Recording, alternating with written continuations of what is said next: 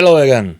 Fifth interview from KubeCon in Paris in 2024, this time with Cory or Daniel from massdriver. We talk about many things, especially infrastructure as code, because massdriver is the tool for infrastructure as code. So enjoy.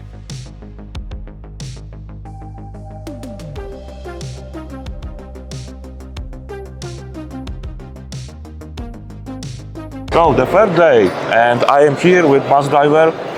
Welcome, thank you for your time with me. We both are in the IaC world, so probably we will not talk about IaC. No, I'm kidding. How it's going for you so far? It's going really good. I honestly, we're kind of on the back row, so I was expecting it to be pretty dead back here, and the past 2 days have just been non-stop, so super exciting. And honestly, I think that kind of our story and our product is resonating with a lot of people. We're seeing a lot of DevOps engineers that are either being tasked with moving to platform engineering or have been rebranded as platform engineers, but nothing's really changed, right? It's only the name, right? Just the name, right? And so they're trying to figure out how do we scale our team to meet this new demand of the business when they're not giving us more budget, more staff, or less technical debt, right? And so they're just kind of seeing the product and seeing they don't have to change the way they do anything, and they can kind of give developers self-service. So we were worried that they're gonna, people were gonna see it and be like, no code tool. It's like, no, it's plenty of code. It's plenty of code for you, but for your developers, it's no code and super easy. So it's resonating with people, and so it's super exciting.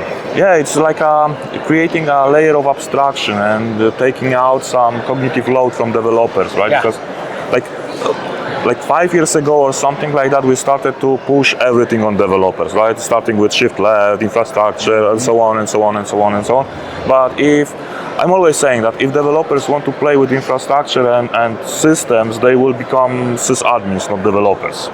Yeah, and it's funny because that you can learn Linux administration at home, but you can't learn production at home, right? It's an on-the-job training kind of thing, right? You can learn coding at home, right? You can learn to develop at home, but learning production, you have to be in it. And for developers, it's I don't know about, actually we're CEOs. This is not a true statement for us, but for developers, they should only have 40 hours a week to work, right? And so if we're trying to get the most business value out of them, if we're trying to get them to build features and make customers happy, I don't know that them spending time on infrastructure really serves the business well, right?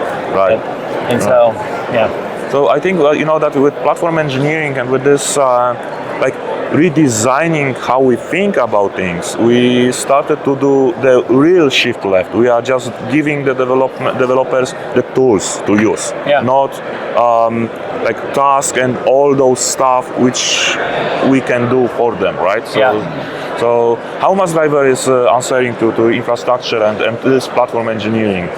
Yeah, so we're trying to make it where neither team has to learn anything new, right? So developers, more often than not, don't really want to mess with Terraform. They don't want to mess with IaC. They want to build. They're in their program language. They're in their IDE. They're happy there, right? They're building features. They're close to their product, right? On the other side, DevOps engineers that may or may not have been rebranded. I'm not talking about people that work at FANG. You got plenty of money. You got plenty of peers. You got plenty of budget. I'm talking about most companies that you have 3 ops people to 150 software developers. The reality is that those 3 people are going to get out of debt, continue serving those developers, and then make a platform initiative happen, or it's highly unlikely, right? And so what we want to do is take the tools that they know, Terraform, or actually OpenTofu. Yes, OpenTofu. Plumi, Helm, Ansible, whatever they're familiar with, they just keep working on that. They take our tool, they can pack it up. It takes all of their IaC, whether it's multiple IaC tools in the same code repo, all of their security scanning, compliance scanning, and actually produces pretty much a Docker layer. And that's what you actually see in the app when people are dragging stuff around. It's effectively a Docker image that you're kind of tying together over and over again. So now your developers just diagram. They know how to diagram.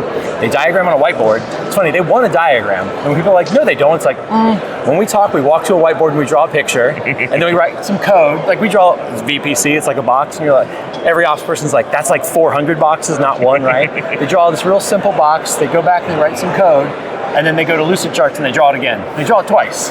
Yes. Yes, as I do. So we're just okay, let's just let you draw. And as you draw stuff, it's pulling your Terraform modules, Ansible playbooks, Pulumi components, like whatever tool you're using, it's essentially provisioning that from our registry. So then we do all the provisioning behind the scenes, and they just draw stuff. So, we're helping people get to that self-service, and we have like kind of a different definition of self-service. I have some thoughts there too, but getting them to that level of self-service without them having to learn ops tools, or without DevOps people having to learn how to write TypeScript so they can extend that IDP. Yeah, that's true. And a little bit switch in the topic, and I think this will be interesting to hear, because we are here on the CNCF conference, right? Yeah. Open source, community, and so on. And in terms of infrastructure as code, for example, Firefly, who are there, you don't see it, but they are there. Yeah. They publish some reports about infrastructure as code adoptions. Not only them, but they are doing like solely for infrastructure, right? And I think that we can see in those reports one tendency that adoption of infrastructure as code is higher and higher, but still, for me personally, unsatisfactory. It's really low, like 20 or 30% of the market. It's not much. Yeah, State CD report last year said it was 27%. Yes, exactly. Which is freaky, because it's like we're all doing DevOps and automating things. Exactly. But if we're not codifying it, how? Right. So ClickOps is still popular. So another ops, but still ops. And I wonder how, we as massdriver, Spacelift, and other companies can help community. Really, I'm not talking about enterprise stuff, but community, to understand better the value of infrastructure as code. So I have a couple of thoughts here. So one, there's a lot of tools in the market that will do reverse Terraform, right? There's Terraformer, but I think the problem with tools like that, and this is I think something that's missing from when people start working in the cloud originally. You're just clicking stuff, right? You're not thinking of practices, you're not thinking of naming conventions, you're not thinking of tagging conventions. Oh yes. So when you go to use a tool like Terraformer and you don't have any good conventions in place, it's very hard to just reverse engineer or reverse Terraform yourself in the first place. I have to go click around and get just a whole list of IDs to generate my module, and then it generates OK code. Yeah. OK code, right? If I have tagging conventions in place, I can use tag filters now with Terraformer and get better ideas, but we still, I think, as a community, haven't done a good job of modeling what good Terraform looks like. And so I'm going to say something that's probably going to make people mad, but that's what I love to do. The Terraform registry modules aren't great. They're useless abstractions, right? You go look at the VPC module, there's 220 inputs. I can't think of 220 animals. There's so many variables, right? But then under the hood, the actual VPC resource has 20, right? And what's happening is the module is putting a bunch of resources together and then exposing every single variable to you.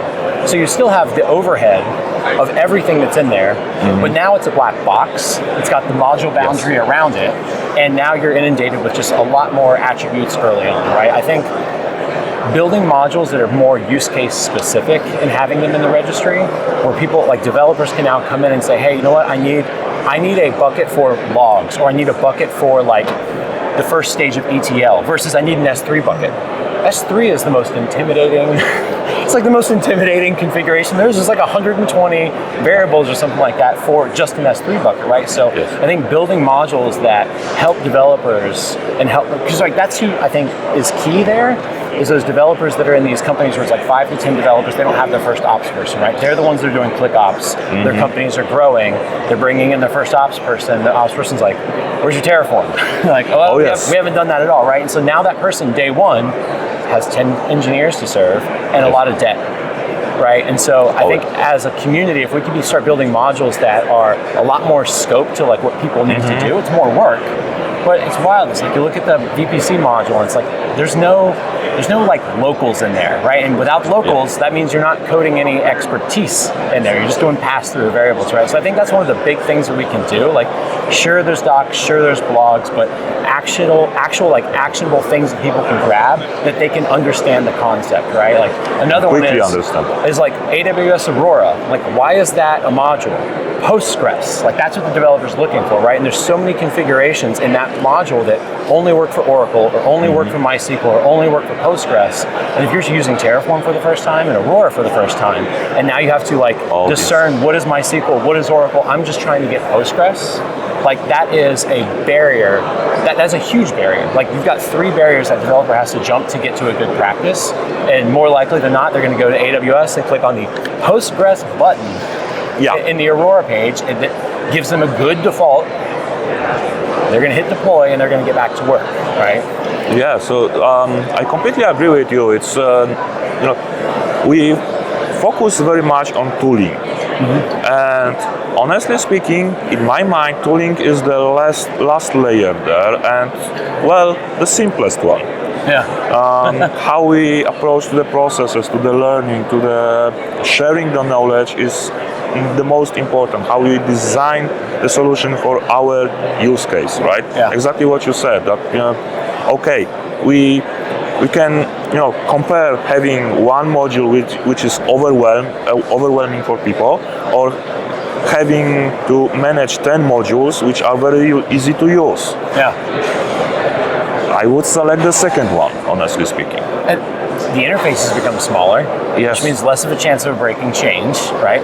Input, like you have less inputs that you have to like worry about compatibility with. Like some of those modules are on version 17. It's like there's more major versions of this module than there are major versions of Terraform. Like, yes. Like what has fundamentally changed about the EKS module 17 times? I don't know that it's 17. One of them is 17. Somebody can complain in the comments about that.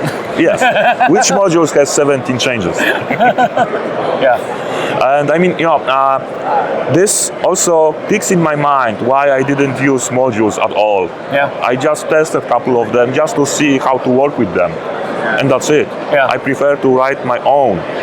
And this is very good explanation for it. So thank you for helping me understanding my problem. What I understand, so I reference the modules a lot, and it's really like when I'm working with a new service, like let's say like the first time I was working with SageMaker, right? It's like, okay, I don't know SageMaker, but as a DevOps ops engineer, like I go and I read all of the docs for SageMaker, like how to monitor it, like how to configure it, like all 5 links on the AWS page, like breaking it down, right? And then I go look at the Terraform module to see what resources they use, so I don't have to search around the same. And I'm really just trying to see how the things tie together. And then I'm like, okay, what do I need for our abstraction? Because we're not using SageMaker, we're doing something, right? It's like that's what I'm trying to codify there. It's like, what are we trying to do? And if we need a second SageMaker module that acts very different, that's fine, right? Like that's fine.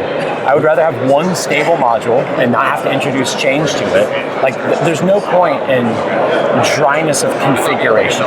Dryness of code, maybe you could argue that one, but like dryness of configuration, especially when it's 113 companies saying we all agree this is how you should configure a VPC. It's like, well, we haven't agreed on anything because there's no configuration, there's no locals in here, there's no logic in here. It's just different mappings of attributes, right? So yeah, that's exactly what I have in my heart, really. And we leave you with that. So think about what you really need and should use, not what is there because it is there and everyone says that we use this. So it's like Agile, like Docker, like everything. And we need to use it because everyone else is using it. So no, it doesn't work this way. Yes. Thank you very much for your time. Thanks for having me. And really enjoying discussion with you and see you around. Yeah, it was great to see you again, man. I'll just see you at the next conference. Yeah, thank you. Thank you very much.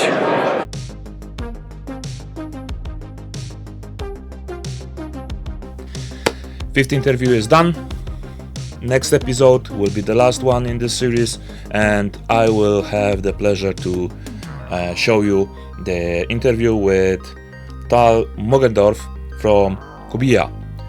For me, that was something new, and I will tell you more in the next episode, so see you there.